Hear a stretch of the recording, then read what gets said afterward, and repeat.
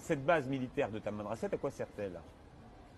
Bah, c'est une base militaire, donc elle sert Oui, mais à des besoins militaires. depuis Mais quand elle est là? À quoi sert-elle? alors, l'histoire de cette base tient à remonte à la date, au moment auquel les Américains ont commencé à s'intéresser au Sahel.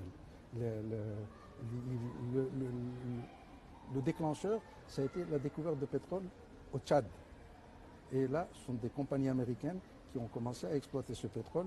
Et donc, auparavant, il y avait le Nigeria, il y avait le Cameroun qui a un peu de pétrole, l'Algérie, la Libye, mais qui n'était pas, la Libye en particulier, qui n'avait pas de bonnes relations avec les États-Unis.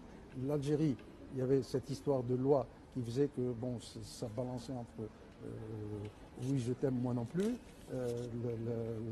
Et puis, il y a eu donc la découverte de pétrole au Tchad et il y a eu également des compagnies pétrolières qui ont intervenu au Ghana, des compagnies pétrolières américaines. Enfin bref, tout ceci pour dire que les intérêts pétroliers américains sont devenus très importants.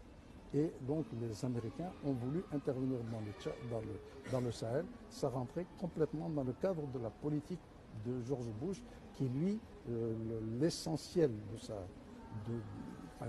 des actions qu'il a enclenchées durant sa présidence sont des actions basées précisément sur la recherche des sources d'énergie et la recherche de pétrole. Il y a eu la guerre en Afghanistan, la guerre en Irak, etc. Enfin, toute une série de choses. Et donc le Sahel. Alors, à partir du moment où l'armée américaine voulait s'installer dans le Sahel, il leur fallait des bases.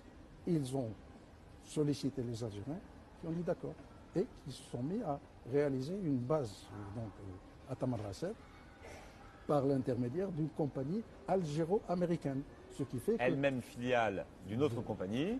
Halliburton, dont le président était Dick Cheney, vice-président des États-Unis.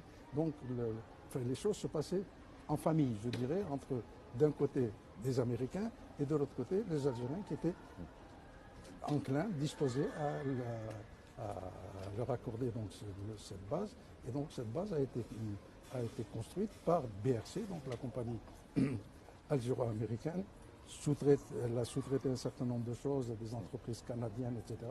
Et les gens sur place le savent. Les